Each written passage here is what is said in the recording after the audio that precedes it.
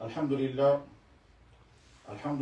الذی انعمنا بنعمت الایمان والحمدللہ الذی اکرمنا بنعمت الاسلام والحمدللہ الذی وفقنا لدین الحق والصلاة والسلام علی سیدنا محمد المبعوث بالحق المبعوث رحمت للعالمین المبعوث ورحمت للعالمین وسید الانبیاء والمرسلین وخاتم النبیین وعلی آلہ واصحابہ اجمعین اما بعد۔ میرے لیے اس وقت بہت قیمتی وقت اس لیے ہے کہ میں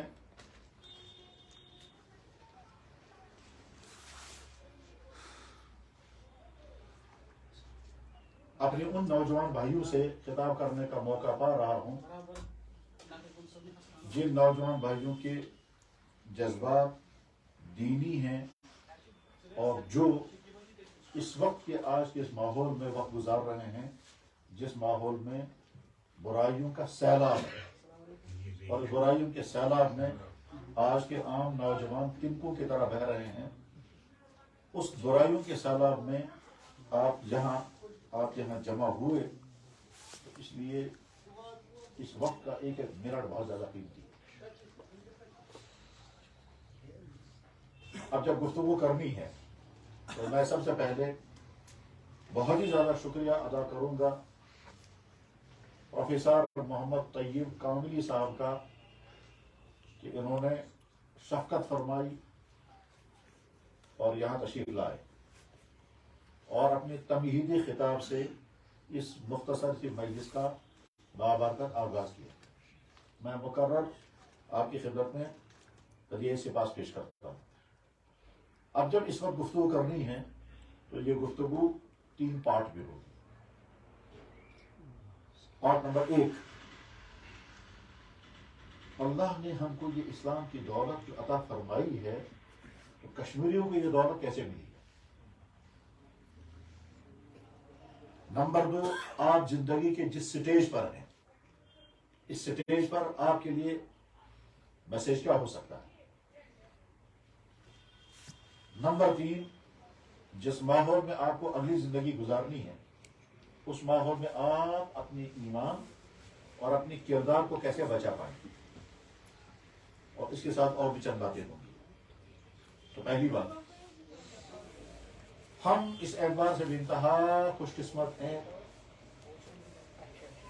کہ اللہ نے ہم کو ایمان کی دولت اور نعمت عطا فرمائی۔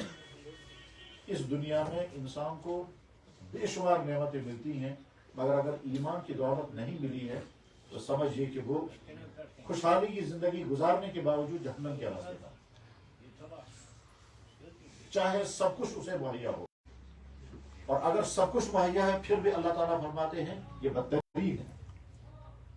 ایمان سے محروم انسان کو اللہ تعالیٰ فرماتے ہیں اس میں بدترین۔ ان الذین کفروا من اہل الکتاب والمشرکین فی نار جہنم خالدین فیہا اولئک هم شر البریہ۔ جو اللہ کی ذکر پھر اللہ کے حکم کے مطابق زندگی نہیں گزارنا چاہتے ہیں تو اللہ تعالیٰ فرماتے ہیں یہ بدترین۔ اور ایک جگہ فرماتے ہیں انہم الا کالانعام بل هم اضل۔ وہ تو جانوروں سے زیادہ گئے گزرے ہیں کہ جو میری زمین پر رہ کر، میری دی ہوئی نعمتیں کھا کر، میری بسائی ہوئی یہ دنیا اس سے فائدہ اٹھا کر، میرا دیا ہوا جسم اس کو یوز کر کے اس کے بعد پھر اپنی آنکھوں کو استعمال کریں گے میرے حکموں کے خلاف، اپنے کانوں کو استعمال کریں گے میرے حکموں کے خلاف، اپنے دولتوں کو استعمال کریں گے میرے حکموں کے خلاف، اور بسیں گے میری زمین پر اور کھائیں گے میری پیدا کی ہوئی نعمتیں، تو بدترین ہے۔ ان الذین کفروا من اہل الکتاب والمشرکین فی نار جہنم اولئک هم شر البریہ۔ تو اللہ نے ہم کو ایمان کی دولت عطا کی ہے۔ ایمان کے معنی اس کائنات کے خالق و مالک کو ہم ماننے والے ہیں۔ اس کائنات کے لیے اللہ نے جو سب سے کامل ترین گائیڈ کرنے والا، کامل ترین رول ماڈل رکھنے والی ذات محمد رسول اللہ صلی اللہ علیہ وسلم ہے۔ یہ ایمان کی دولت دنیا کی کس ملک میں کیسے پہنچی ہے، یہ ان ملکوں کی ذمہ داری ہے، وہ سمجھے کہ ان تک اسلام کیسے پہنچا۔ इसी तरह से हम कश्मीरियों को भी समझना होगा कि अस्ताम ये नियामत किसके जुबान से। तो जाहिर है बहुत डिटेल में बात करने का वक्त नहीं, मैं मुख्तसर बताता हूँ।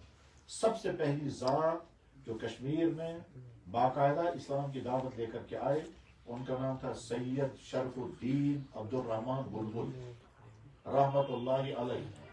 उनके यहाँ तशरीफ लाने पर उस जमाने के यहाँ के बादशाह रिंचन ने इस्लाम कबूल किया, किसी प्रेशर के बगैर, किसी लालच के बगैर, किसी धोखे के बगैर, किसी कंफ्यूजन के बगैर, और अपनी मर्जी से खुद ब खुद वो मुसलमान हुए और उनका नाम रखा गया सदरुद्दीन।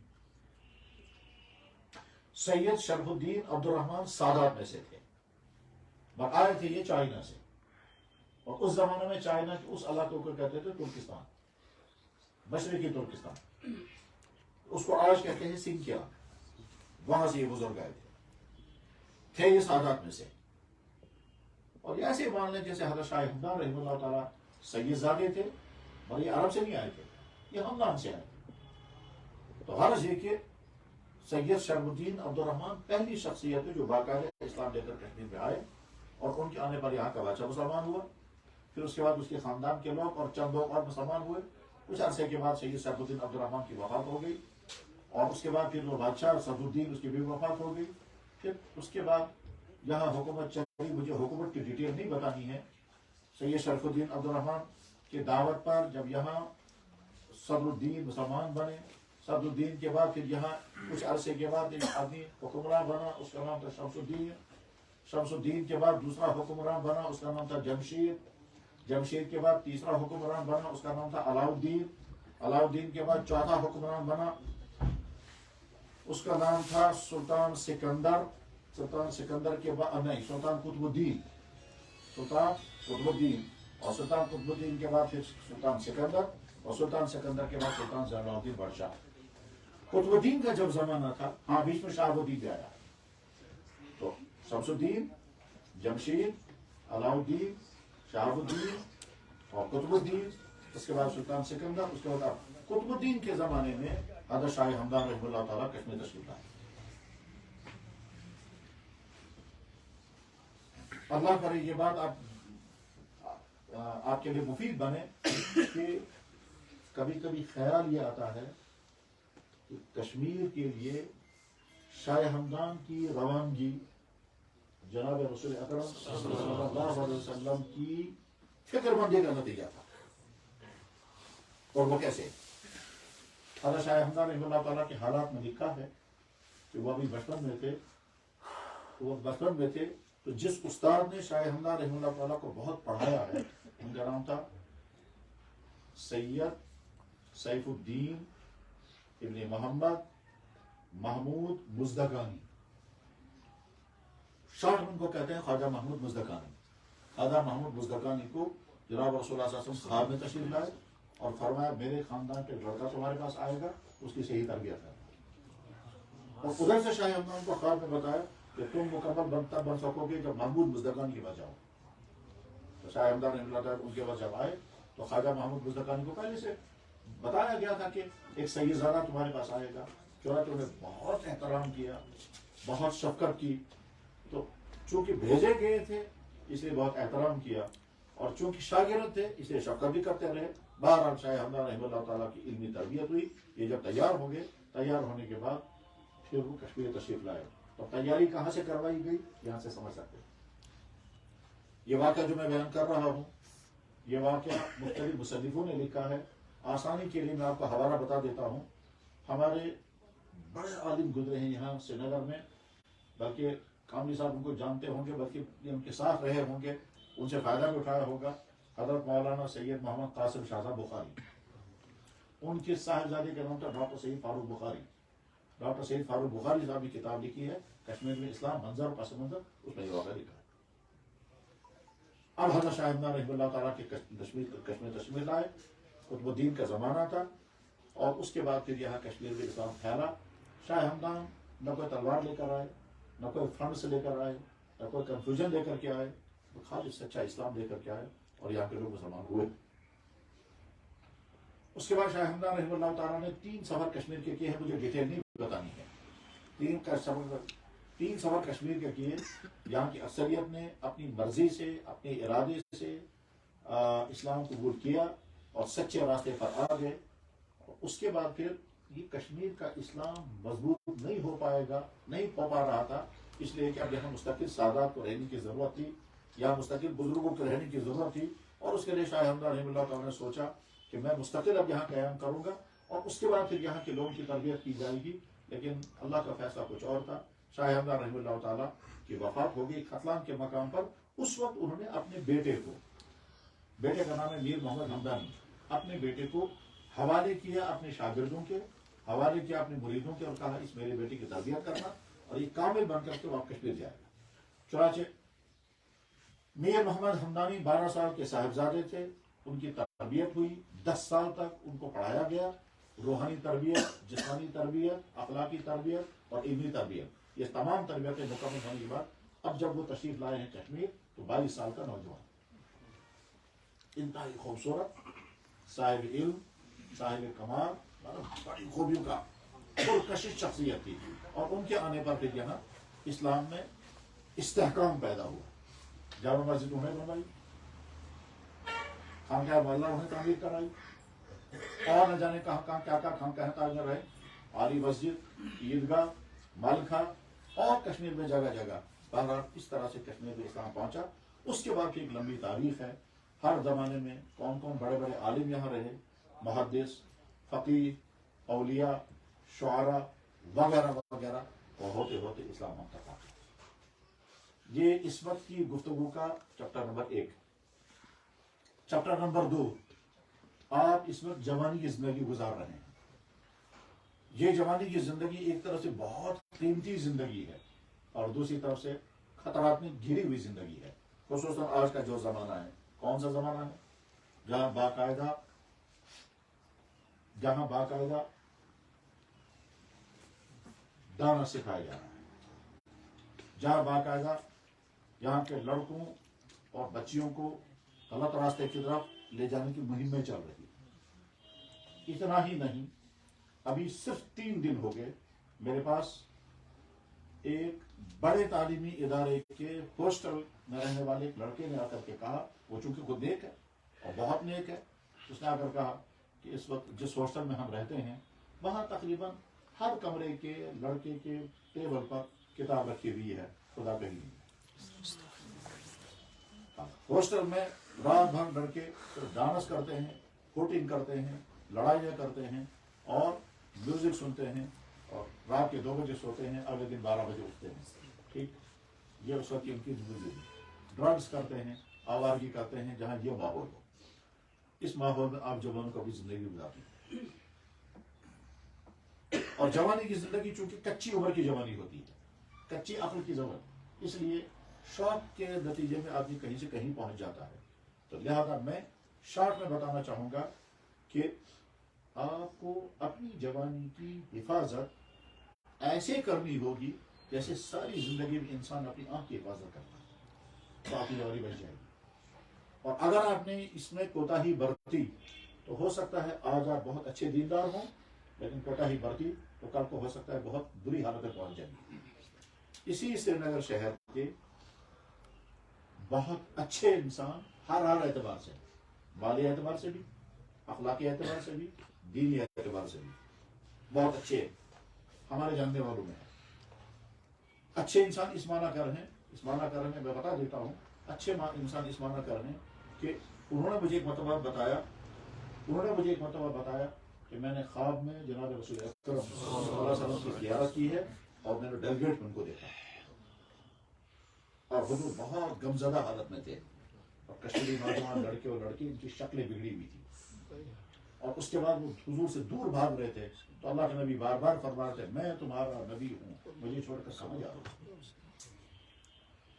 ठीक है, जिस शख्स ने मुझे ये वाक़या सुनाया, उसी शख्स ने मुझसे इसरार किया कि मैं आपसे एक लड़के को मिलाना चाहता हूँ। चुनांचे उन्होंने एक लड़का मुझसे मिलवाया। उस लड़के के बारे में इन्होंने कहा कि एक ज़माने में यह लड़का इमामत करता था, ठीक है, और आज वो लड़का कहता है मैं खुदा को मानता ही, और साथ में बड़े फख्र के साथ कहता है मैं अथीस्ट। फिर जब थोड़ी देर गुफ्तगू हुई, कहने लगा मैं अथीस्ट नहीं, मैं एग्नोस्टिक। جہاں یہ ماحول ہو اس ماحول میں آپ جوانوں کو اپنی جوانی گزارنی ہے. ٹھیک ہے, کوئی دور نہیں ہے اس طرح کے انفیکشن آپ کو بھی ہو جائے گا, کوئی دور نہیں ہے آپ اپنے دماغ اور دل کو انفیکشنوں سے بچا لیں گے, مگر ہو سکتا ہے عملی طور پر کسی خرابی میں پھنس جائیں گے.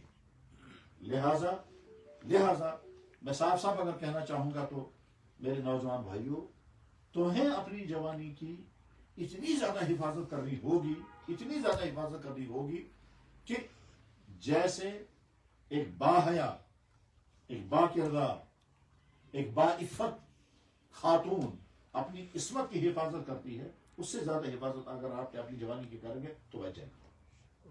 ورنہ اس بات کا خطرہ ہو سکتا ہے کہ ایمان چھن جائے, اور چھن جانے کے بعد یہ بھی ممکن ہے آپ کو پتہ بھی نہیں چلے گا ایمان چھن چکا ہوگا, اور یہ بھی پتہ ہو سکتا ہے کہ پتہ چل جائے گا. اور اگر ایمان بچانے میں کامیاب ہو گئے تو اس بات کا خطرہ ہے کہ آپ کو طرح طرح کی بری عادتیں لگ جائیں گی, مثلا ڈانس, میوزک, فضول خرچی, ڈرگز, آوارگی یا غلط تعلقات, بری عادتیں, گالیاں سیکھنا وغیرہ وغیرہ. اور اگر اس میں بھی اپنے آپ کو بچانے میں کامیاب ہو گئے تو تیسرا خطرہ ایک اور ہے, وہ یہ ہے کہ آپ کی صحت تباہ ہو سکتی ہے جب آپ ایسی چیزیں کھائیں گے جن چیزوں کے کھانے میں آپ کو مزہ تو آئے گا لیکن ان چیزوں کے کھانے سے آپ کی جوانی کو داغ لگیں گے, یعنی صحت کے اعتبار سے کمزور ہو جائیں گے. میں اگر صاف صاف کہنا چاہوں گا, کیا یہ واقعہ نہیں ہے کہ اسی سری نگر شہر کی ایک مسجد کے اندر جمعے کے دن ایک جوان لڑکا مرا ہوا نہیں پایا گیا؟ یہ تو ہمارے سامنے مثال ہے نا. اور وہ کہنا کس حال میں تھا؟ ظاہر اس بچے نے, اس کے والدین کبھی سوچا بھی نہیں ہوگا کہ ایسا بھی ہو سکتا ہے میرے ساتھ. کیا یہ واقعہ نہیں ہے کہ اسی شہر کی ایک بیٹی اعلان کیا ہے, یہ میں چھوڑ کر کے بھی کسی اور طرف جا رہی ہوں. ظاہر اس کے ماں باپ نے کبھی سوچا بھی نہیں ہوگا, خود اس نے بھی اپنے بارے میں کبھی سوچا نہیں ہوگا کہ میں اس اسٹیج پر پہنچ جاؤں گی. یہ علامت اس بات کی ہے کہ اگر ہم نے دیکھا کسی کو انفیکشن ہوتے ہوئے تو بھائی اپنے آپ کو بھی خطرے سے باہر مت سمجھیں. جتنا محتاط رہیں گے, جتنی اپنی حفاظت کریں گے اتنا کم ہے.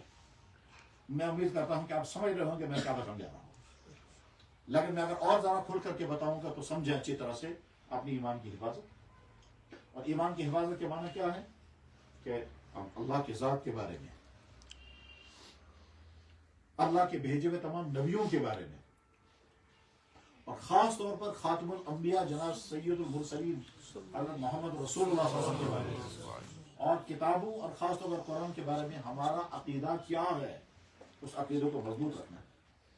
اس عقیدے میں اگر کہیں سے کنفیوژن آ گیا, اور وہ کنفیوژن کسی تھیوری کی وجہ سے آئے گا, کسی بکس کی وجہ سے آئے گا, کسی ڈسکشن کی وجہ سے آئے گا, یا یہ جو چینلوں میں ڈسکشن ہوا کرتے ہیں ان چینلوں کا ڈسکشن کا مقصد تو ایک ہوتا ہے کیا, کنفیوژن کو پیدا کرو.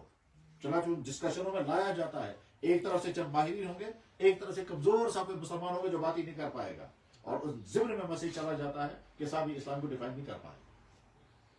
ان چینلوں کے ذریعے سے آپ کو کنفیوژن ہو سکتا ہے دین اسلام کی کسی بھی چیز کے متعلق, تو اس وقت اپنے ایمان کو آپ بچائیں گے.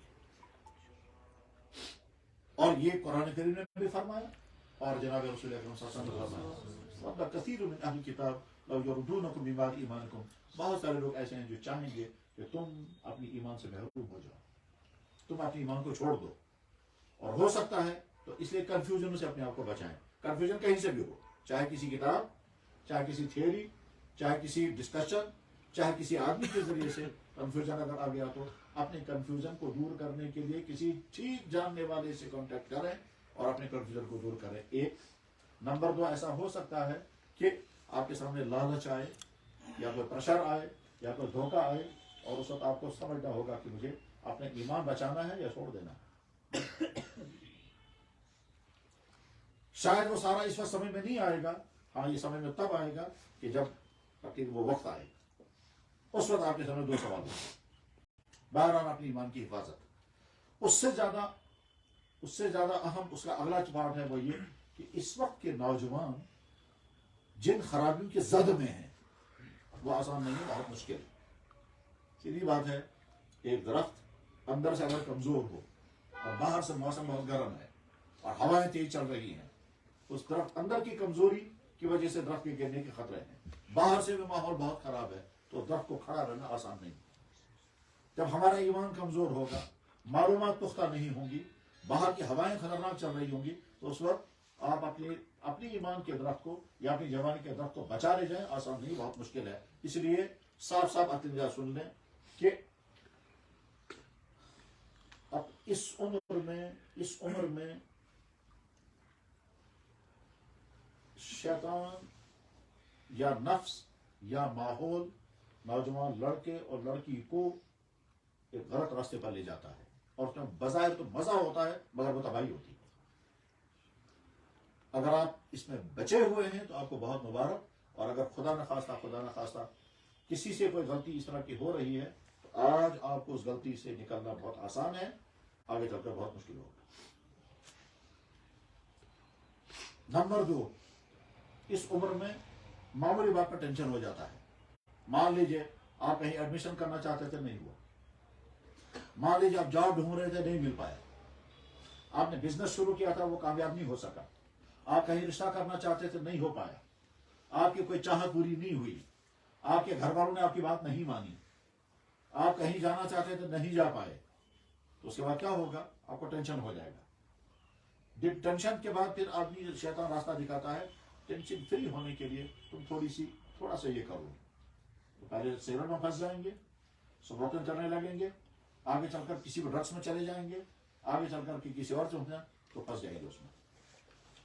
और आप कहेंगे थोड़ी देर के रिलीफ के लिए मैं ये कर लूंगा, फिर रोज नहीं करना है। और ये भी हो सकता है कि कोई नौजवान, आपका दोस्त, आपका कोई भी हो करके आपको इस पर फंसाए।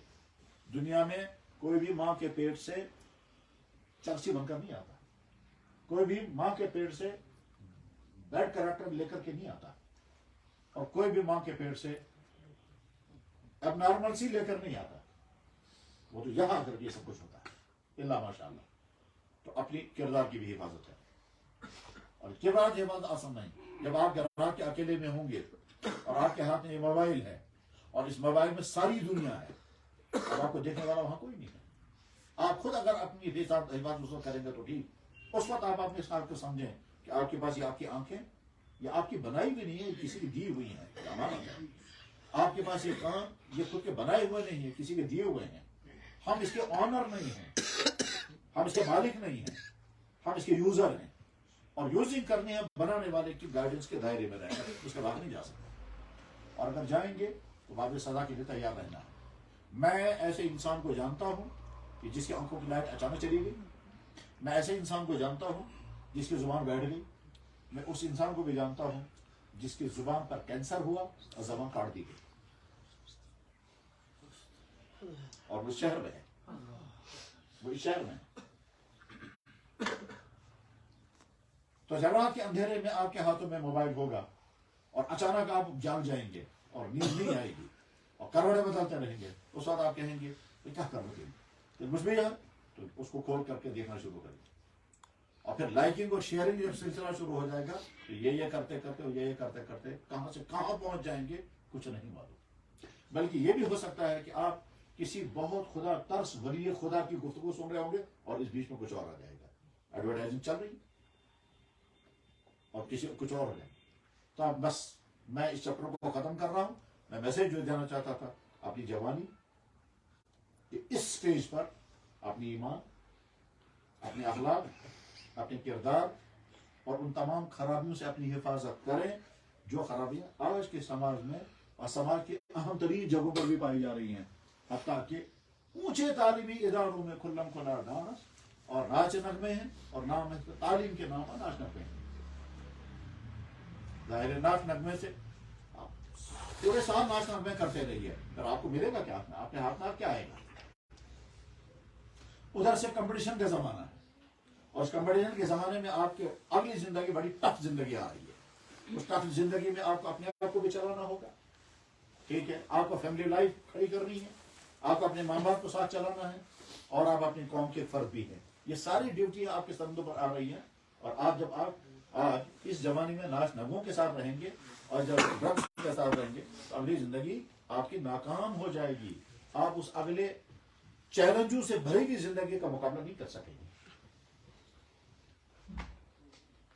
ये बात मैं सारी इस वजह से कह रहा हूं कि इसकी फिक्र हमसे, हम नहीं, ہم سے بہت بڑے بڑے لوگوں سے بھی زیادہ، بلکہ ہمارے والدین سے بھی کہیں زیادہ اس کی فکر تھی جناب رسول اکرم صلی اللہ علیہ وسلم کو کہ میری امت کے جوان اگر بگڑ گئے تو امت کا کیا بنے گا۔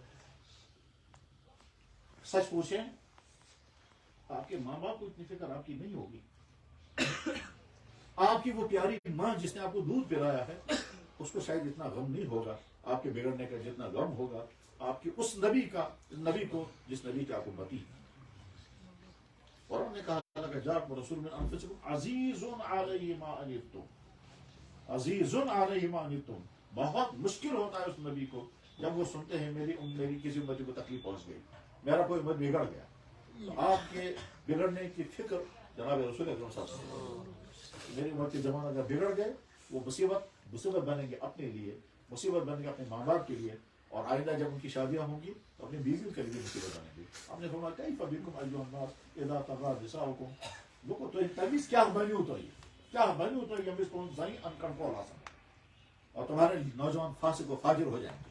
فاسق و فاجر ہونے کے معنی یہی ہے، فسق فتیانکم، تمہارے جوان فاسق و فاجر ہو جائیں گے، کیا بنے گا تمہارا؟ تو بس میں اس چیپٹر کو ختم کر رہا ہوں۔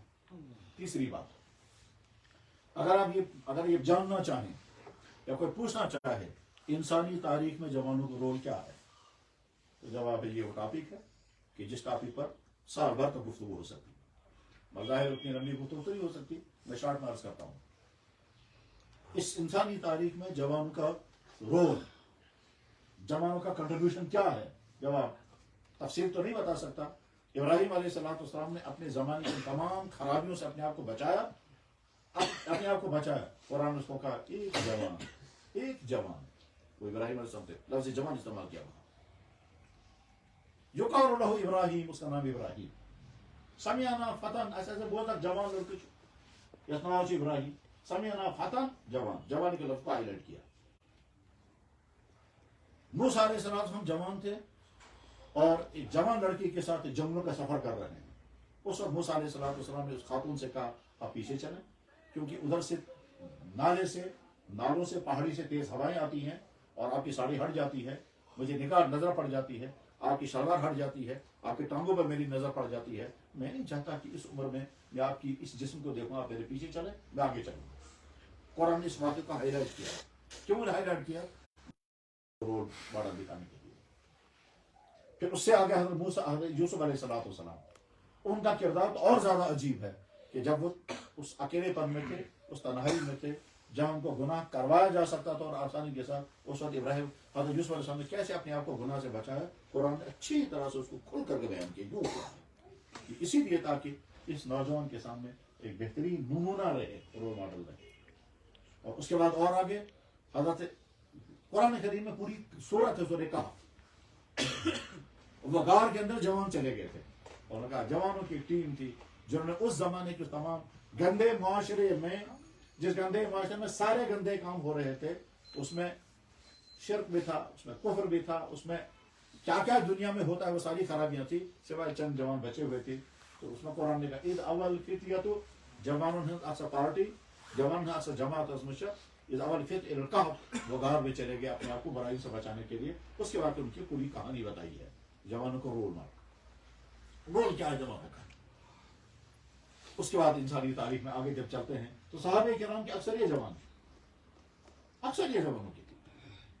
چند حضرات بزرگ تھے، اس میں صدیق اکبر ہیں، اس میں فاروق اعظم رضی اللہ تعالیٰ عنہ ہیں، اور حضرت علی تو چھوٹے بچے تھے، سعد بن وقاص جوان تھے، ابو عبیدہ بن جراح جوان تھے، عبداللہ بن عمر اتنی کم عمر کے تھے کہ جنگ بدر میں بھی شامل نہیں ہو سکے کیونکہ تم چھوٹے ہو، جنگ احد میں شامل نہیں کیونکہ تم چھوٹے ہو، غزوہ خندق میں ان کو مشکلاً اجازت ملی کیونکہ 15 سال کے ہو گئے تھے۔ ابی بن کعب سب سے بڑا قرآن پڑھنے والا جوان لڑکا، معاذ بن جبل جوان لڑکے تھے، کعب کے مسجد قباء کے امام تھے، عطا بن اسید مکہ کے گورنر بنائے گئے 14 سال کا لڑکا تھا، اسامہ بن زید فوج کے کمانڈر بنائے گئے 17 سال کا لڑکا تھا۔ تو غرض یہ کہ جوانوں کا کنٹریبیوشن یہ ہے۔ آپ جوان ہو کر کے کیوں مایوس ہو گئے ہیں؟ جب انہیں کی کریں، ہم کچھ نہیں کر سکتے، ٹھیک ہے صاحب بڑے کام نہیں کر سکتے، اپنی جوانی کو تو کم سے کم بچائیے۔ اور یہی وجہ ہے کہ علامہ اقبال کو اخیر عمر میں بہت زیادہ فکر چڑھ گیا تھا کہ اگر قوم کے جوان بگڑ جائیں گے تو کیا ہوگا، اس لیے انہوں نے پوری کتاب لکھی ہے جاوید نامہ، जावेद नामा का मौजू ही वही है कि जवान बिगड़ने नहीं चाहिए। उन्वान बनाया अपने बेटे को। डॉक्टर इकबाल के एक छोटे बेटे का नाम था जावेद, उनके और भी बेटे थे एजाज साहब वगैरह, लेकिन आखिरी बेटे का नाम था जावेद। जावेद साहब के बेटे हैं मुनीर, वो अभी जिंदा है। डॉक्टर अल्लामा इकबाल का पोता भी जिंदा है। अब मुझे नहीं मालूम है पिछले 1-2 साल में, लेकिन उससे पहले मुझे मालूम था कि डॉक्टर इकबाल के पोते का नाम था मुनीर, और यूरोप में कहीं मुनीर इकबाल है। तो जस्टिस जावेद इकबाल अल्लामा इकबाल के बेटे थे, और उसी को उन्वान बनाकर कहा, बेटा मेरा तरीक अमीरी नहीं फकीरी में है, ठीक कि तुम्हें अय्याशी करके नाम जिंदा अपना नहीं करना है, बल्कि बाकिरदार होकर के अपना नाम जिंदा करो। मेरे नौजवान भाइयों, आपके लिए मैसेज अगर कुछ हो सकता है वो ये कि जवानों की तारीख बहुत रोशन तारीख रही है। आप अपनी जवानी को बर्बादी होने से बचाएं। इस बर्बाद होने से बचाने के लिए आपको लड़ना पड़ेगा बहुत, और उसमें सबसे पहले अपने आप से लड़ना होगा, क्योंकि आपके अंदर से उभरेगा ज्यादा, मैं भी ये करूंगा। ये समझिए आपके पीछे 4 ताकतें लगी हुई हैं आपको बिगाड़ने के लिए। शैतान, नफ्स, माहौल, ठीक, माहौल, और उसके साथ साथ कोई इंसान जो आपको बिगाड़ने पर तुला होगा। कोई अतीश बनकर आएगा, कोई कुछ और बनकर के आएगा, कोई कुछ और बनकर के आएगा। और मतलब जैसे वो परसों जो लड़का मुझे मिला, उसने कहा जनाब मैंने एक लड़के से कहा था कि यार चलो नमाज पढ़ेंगे, तो सिर्फ नमाज ही नमाज भेजने की, ठीक, एक नमाज पढ़ने के लिए उसने वहां से कहा सिर्फ नमाज भेजने की, और फिर रात के 2 बजे तक उसमें कॉरिडोर में कूदते रहेंगे, दौड़ते रहेंगे, डांस करते रहेंगे, उसको कोई परवाह नहीं। फिर मैंने जब फिर इस तरह से कहा तो उसने मुक्का मार कर मुझे कहा, दिखाओ मुझे कहाँ है। मतलब सुकूमत लड़के जो एम में नाव अला को नाव बोलते, और अच्छे खानदान के लड़के, बल्कि यूं कहिए जिन खानदानों के अकाबिरीन और असलाफ के जरिए से इस कश्मीर को इस्लाम पहुंचा है, उन्हीं अकाबिरीन और असलाफ की अगली नस्लें खतरे में हैं। उन्हीं असलाफ में से एक खानदान का लड़का वो भी है जो अब ये कह रहा है। बाकी अल्लाह ताला शाम को कुदरत है। अल्लाह ताला साफ ऐलान फरमाते हैं, जिसको मुसलमान नहीं रहना है दफा हो जाओ, न मैं और न मेरा दीन तुम्हारा मोहताज है, ठीक है। जिनको तुम समझते हो इस्लाम मिटाने वाले, आगे चलकर वो खुद इस्लाम में आएंगे।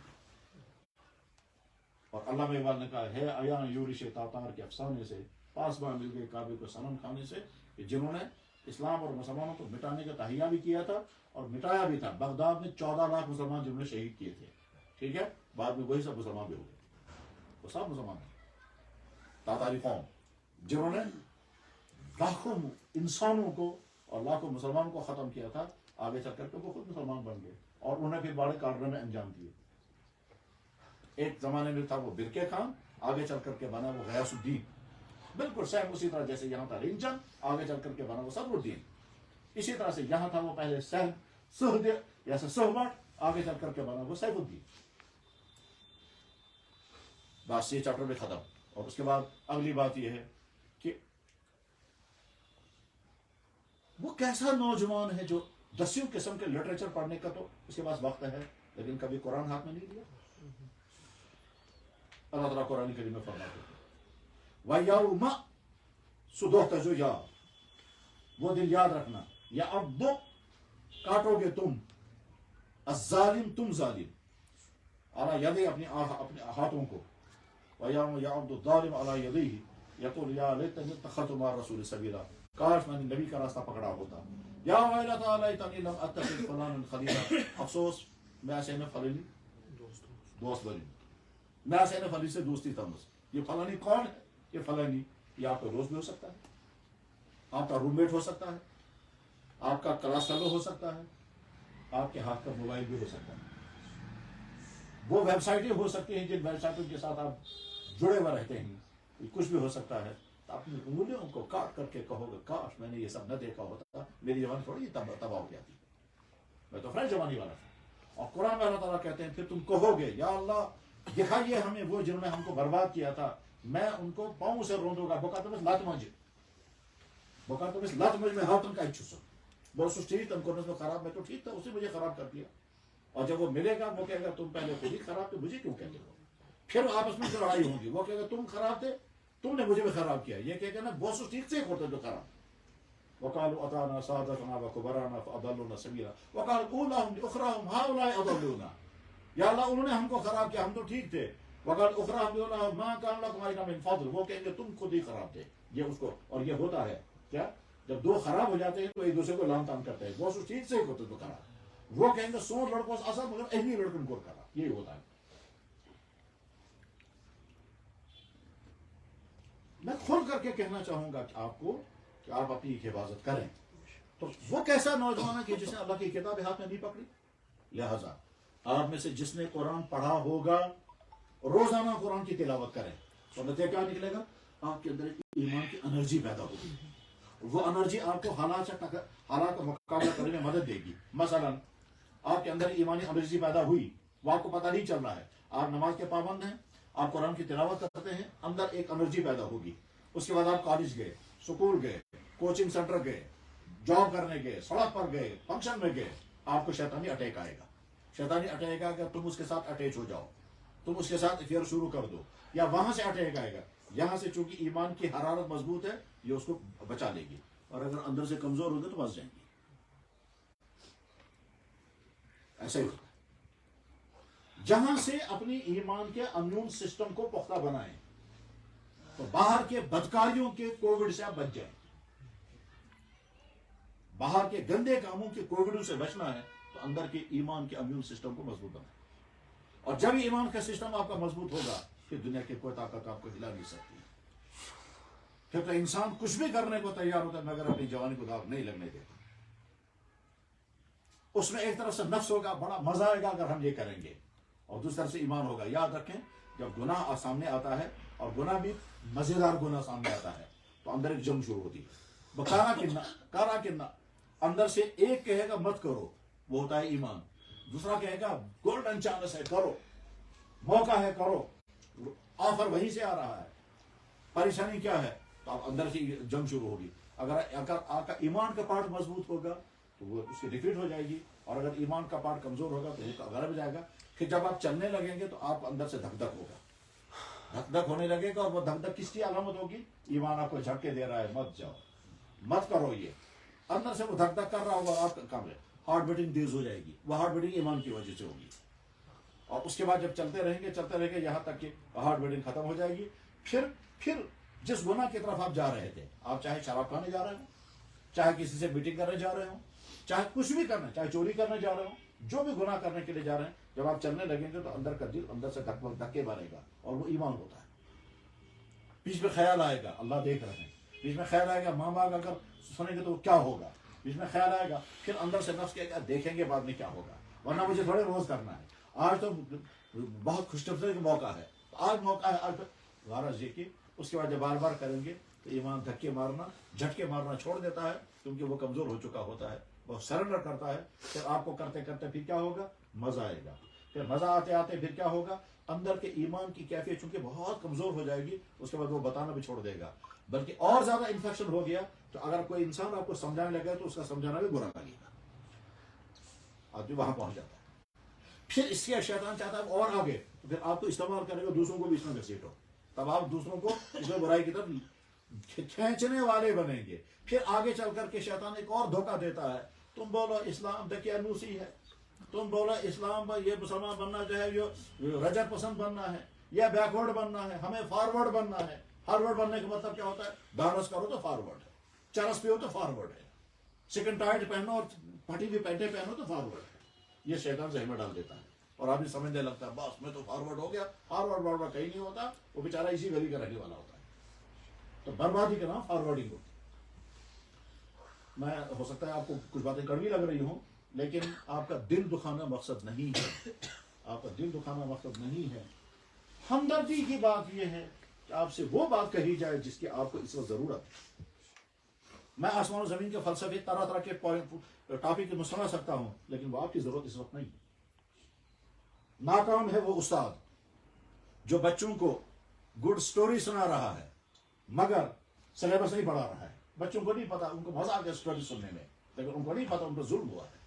ٹھیک اسی طرح سے میں سمجھتا ہوں آج کے جوان پر ظلم ہے کہ ہم اس کو کچھ اور سنائیں اور وہ نہ بتائیں جو اس کی ضرورت ہے، چاہے اس کو کڑوا لگے. اور کڑوا کیوں لگے گا؟ میں اس کی ہمدردی کی بات کہہ رہا ہوں اور کہنی ہے، بلکہ یوں کہیے کہ تم اپنے میں تمہارا دشمن نہیں، میں تو تمہارا ہمدرد، اور میں نہیں، آپ کا نبی آپ کا ہمدرد ہے، اور اتنا بڑا ہمدرد ہے، اتنا ہمدرد تمہارے والدین نہیں ہے۔ قرآن نے کہا النبی اولیٰ بالمؤمنین من انفسہم، نبی کی ذات اقدس تمہاری جانوں سے زیادہ تمہاری شفیق ہے، نبی کی ذات اقدس کا حق تم پر تمہاری جانوں سے بھی زیادہ ہے۔ النبی اولیٰ بالمؤمنین من انفسہم معناه النبی اشفق بالمؤمنین من انفسہم، اور معناه النبی ارفق بالمؤمنین من انفسہم او احق بالمؤمنین۔ یہ انہوں نے درسگاہ شروع کی، یہ آپ ہی جیسے جوان ہے، ٹھیک۔ ایک ایسے ماحول میں جب ہمارے والدین، اگر والدین کو پتہ چل گیا صبح کو 7 بجے بچے کو اسکول بھیجنا ہے، جناب 6 بجے ماں بچے کو اٹھائے گی اور 6-7 بجے تک تیار کریں، ہاتھ پکڑ کر کے سڑک پر کھڑی رہے گی، ابھی گاڑی آنے والی ہے، ماحول ہمارا یہ ہے۔ اور کسی بچے کو قرآن نہیں یاد ہے، جس نے نہیں پڑھا ہے، جس نے گریجویشن تک کر لی، ماں باپ کو کوئی پرواہ کوئی فکر نہیں۔ جہاں ماحول یہ ہو، صورتحال یہ بن رہی ہے، اس صورتحال میں مسلمان بچوں کو قرآن، نمازیں، دین کی بیسک تعلیم دینے کے لیے ادارہ قائم کرنا اور چلانا کوئی آسان نہیں ہے۔ لہٰذا اس محلے کے جتنے بھائی یہاں ہیں، بایا اثر پڑ گوزیو ان کو بہتر، ان کو لازم، ان کو بہتر، ان کو لازم مسو چون کہیں ونکن تہند بچہ گژھِ تات اسلامس پہ برقرار روزن یس اسلام سانو اکابرو اسلام واتنمت چھُ۔ یہ چھُ نیبر کن ولی خدا رحمہ اللہ تعالیٰ، ٹھیک۔ ات سایس تل روزن باوجود اگر فرض کرو میرے گھرس میں میون بچہ خراب گو، اس سایل تل روزن ہم سے کیا نہیں، کل کو یہی ہمارے خلاف پڑے گا۔ کیا ہم اپنے بزرگوں کو اسی کام کے لیے رکھا بس ہماری دنیا بنا دیں؟ جناب مین مسئلہ گھس حل گھن بہ پتہ دینی اطاعت کوت گھس تک اچھی طرح سے سمجھیں کہ محلے والے ادارے کی قدر کریں، شوق سے اپنے بچوں کو بھیجیں، اپنے بچوں کو چیک کریں کہاں تک تعلیم پہنچی ہے، اور ان پڑھانے والوں کی ذمہ داری ہے کہ بہتر سے بہتر پرفارمنس دے دیں، بچوں کو دکھائیں کہ ہم نے بچوں کو کیا کیا پڑھایا، پڑھانا صحیح ہو، مضبوط پڑھانا ہو، آگے چل کر وہ قرآن کو سمجھنے والے بنے، نہیں تو کم سے کم عمل کرنے والے بنے۔ ادارے سے نکلنے والا بچہ جہاں رہے وہ نمازی ہو، وہ باکردار ہو، وہ آنیسٹ ہو، وہ قیمتی سا آدمی بنے، وہ برائی سے بچنے والا ہو، اور زندگی بھر کہنا چاہیے فلانی ادارہ میں شبیوت وقت گزور، اس کا نتیجہ یہ نکلا کہ میرے اندر یہ چیزیں ہیں۔ خیرکم من تعلم القرآن وعلمہ، یہیں سے عاملی صاحب نے سٹارٹ کیا تھا، یہ بخاری شریف کی حدیث ہے، تم میں سے سب سے بہتر انسان وہ ہے جو قرآن پڑھے اور پڑھائے۔ بہرحال جس مکتب مکتب، یہ کوئی مدرسہ نہیں، یہ کوئی انسٹیٹیوٹ نہیں، یہ کوئی بہت بڑا ادارہ نہیں، چھوٹا سا سیدھا سادہ مکتب ہے، اس میں چند استاد یہ 1.5 گھنٹے میں آ کے بیٹھ کے پڑھاتے ہیں۔ محل والے قدر کریں، محلے والے فائدہ اٹھائیں، ایسا نہ ہو۔ اللہ اکبر، میں واقعہ سناتا ہوں بہت لطیفہ۔ اسی کشمیر کا ایک آدمی پرتگال میں ہے، میرا جاننے والا ہے، مجھے نام بھی اس کا معلوم ہے، میرے پاس بہت دفعہ آیا بھی ہے، کشمیر کا رہنے والا، پرتگال میں اس نے نکاح کیا ایک ایسی لیڈی کے ساتھ کہ جو مسلمان نہیں تھی، بعد میں وہ مسلمان ہوئی، آج وہ اس کے ساتھ رہتی ہے، ٹھیک ہے، ٹھیک ہے۔ جہاں جس شہر میں یہ ہیں وہاں کوئی اور مسلمان نہیں ہے، بزنس کر رہا ہے، اور کشمیر آرٹ کے ساتھ، ٹھیک ہے۔ 50 کلومیٹر دور یا 40 کلومیٹر دور کوئی ایک صاحب ہیں جو وہاں 200-300 مسلمانوں کو نماز پڑھاتے ہیں۔ یہ 200-300 مسلمان عرب ملکوں کے ہیں یا کسی اور مسلمان کنٹری کے آئے ہوئے وہاں بزنس کرنے کے لیے، ان کا کوئی امام صاحب بھی ہے، وہ مستقل امام نہیں، وہ بھی ایک بزنس مین ہے، لیکن وہ ان کو نماز پڑھاتا ہے۔ یہ لیڈی جس نے کلمہ پڑھا ہے، وہ اپنے 4 سال کے بچے کو روزانہ ڈرائیو کر کے 50 کلومیٹر دور لے جاتی ہے، اور آدھا گھنٹہ اس کے بعد بٹھا کر کے کلمہ یاد کراتی ہے، نماز یاد کرے، پھر اس کو واپس آتی ہے۔ میں نے اس لیڈی کو بھی دیکھا، وہ بچہ بھی مجھے دکھائے گا، اور باپ تو ہے ہی کشمیر کا، وہ تو کشمیر کا ہی۔ میں نے کہا کیوں؟ کہتا ہے لیڈی یہ کہتی ہے کہ میں نے بہت زمانہ کفر میں گزارا ہے، کم سے کم میرا بچہ ویسا نہیں بننا چاہیے۔ میں نے کہا یار سشے تیز فکر یہ چاہے زنان ہے، تب جناب مین خطا زیادہ انسی، بلکہ ایک دفعہ اس نے مجھے سوال پوچھا، میں نے کہا یار نہ میں یہ سوال کر سکوں گا نہ تم کر سکتے، تو تمہاری بیوی نے سوال کیا ایسا، اور میں سنا دیتا ہوں آپ کو۔ میں یہی کشمیر میں تھا، پرتگال سے اس نے فون کیا، کہنے لگا ہم کو 1 مہینہ ہو گیا کانٹیکٹ کرتے ہوئے نہیں ہو رہا ہے، اس وقت ہو گیا کانٹیکٹ، ہمارے جلدی سوال سن لیں۔ میں نے کہا بتائیے، तो 3-4 मसाइल उन्होंने पूछे, तीसरा मसला जो उसने पूछा वही मैं आपको सुनाता हूँ। नहीं, दूसरा मसला उसने कहा, जनाब आप जानते हैं मेरी बीवी ये एक आदमी की अकेली इकलौती बेटी है, और वो जो उनके वालिद हैं वो क्रिश्चियन हैं, मगर सब सख्त बीमार हैं, और हम उसकी खबर गिरी कर जाना चाहते हैं। मैंने बीवी से कई मरतबा कहा हम इसका सो खबरें, हम उसकी खबर गिरी के, तो मेरी बीवी कहती है पहले इस्लाम से पूछो, अगर इस्लाम इजाज़त देगा तो जाएंगे, वरना नहीं। मैंने कहा इस्लाम इजाज़त नहीं, ऑर्डर करता है कि तुम जाओ। इस्लाम इजाज़त नहीं, ऑर्डर करता है तुम जाओ वहाँ और उसकी खिदमत करो। कहने लगा जी बहुत अच्छा। अगला सवाल देखिए, अगला सवाल कहते हैं मेरी बीवी का जो बाप है वो बिलियनर है। मुझे याद नहीं उसने मिलियनर कहा कि बिलियनर, आप लोग समझ सकते हैं मिलियन और बिलियन में फर्क कितना होता है, मगर मैं उन्हें समझ एमाना मिलियनर कि बिलियनर का। मेरा जो फादर इन लॉ है यानी मेरी बीवी का बाप वो बिलियनर या मिलियनर है। जब वो मरेगा तो उसकी सारी प्रॉपर्टी मेरी बीवी को मिलेगी। मेरी बीवी ने कहीं पढ़ा या सुना है कि गैर मुस्लिम की प्रॉपर्टी मुसलमान को नहीं मिलती। मेरी बीवी कहती है अगर इस्लाम इजाज़त देगा तो हम लेंगे और नहीं देगा तो नहीं लेंगे। ठीक है, ये क्या कहता है, क्या लगा मैंने इसे कहा था फिलहाल लेंगे बाद में तौबा करेंगे। मतलब इस ये जो तुमने दिखाया ये हम हैं, ठीक है, और उसने जो बताया ये इस्लाम का जज्बा है। ठीक, आगे चल करके फिर इस मसले, ये मसला आपका नहीं है, आगे चलकर इस मसले पर बड़ा डिस्कशन हुआ और एक बड़े मुहक्किक गुजरे हैं अल्लामा यूसुफ अल-करज़ावी। उन्होंने एक शरई कौंसिल कायम की थी जो यूरोप में मसाइल को हल करती थी। उनकी शरई कौंसिल में भी ये मसला आया, इसका नहीं ये मसला आया। और हमारे यहाँ भी फिक़ह अकेडमी में जब मसले पर बहस हुई तो गरज ये कि मैं समझाना चाहता था, एक लेडी अपने बच्चे को कुरान पढ़ाने के लिए 50 किलोमीटर रोजाना ड्राइव करके ले जाती और शाम को वापस आती है। आपके अपने महल्ले में इंतजाम है तो इसका फायदा उठाएं। मैं कहाँ गार गोश्त न बचूं या सुन बच मकतबस में जी न और मकतब से फ़ायदा उठाओ, और मकतब से फ़ायदा उठाकर नमाज़ी सीखो, दुआएं सीखो, कुरान पढ़ो, और उसके बाद आपका ताल्लुक़ अपने अल्लाह के साथ, आपका ताल्लुक़ अपने नबी के साथ, आपका ताल्लुक़ अपने कुरान के साथ, आपका ताल्लुक़ अपने बुज़ुर्गों के साथ, और आपका ताल्लुक़ अपने तारीख़ के उस हसीन सिलसिले के साथ मजबूत होगा। इस हसीन सिलसिले से गुजरते गुजरते ये इस्लाम की दौलत हम तक पहुँची है। अल्लाह करे मेरी ये मुंतशिर से गुफ्तगू हम सब के लिए फ़ायदे का ज़रिया बने। वाखिरु दावाना अल्हम्दुलिल्लाहि रब्बिल आलमीन बिरहमतिका या अरहमर राहिमीन।